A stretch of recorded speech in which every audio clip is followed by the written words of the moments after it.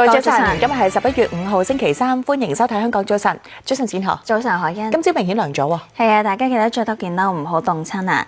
預測部分時間有陽光，朝早天氣稍涼，日頭最高氣温大約26度，吹和緩嘅東北風。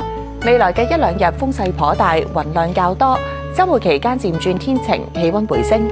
跟住睇下今朝嘅新聞重點。警方凍結跨國詐騙集團超過27億嘅資產，據了解涉及柬埔寨太子集團主席陳志。台灣女網紅喺馬來西亞酒店房入面死亡，警方列作謀殺案調查。涉案馬來西亞歌手黃明志話會全力協助調查，唔會逃走。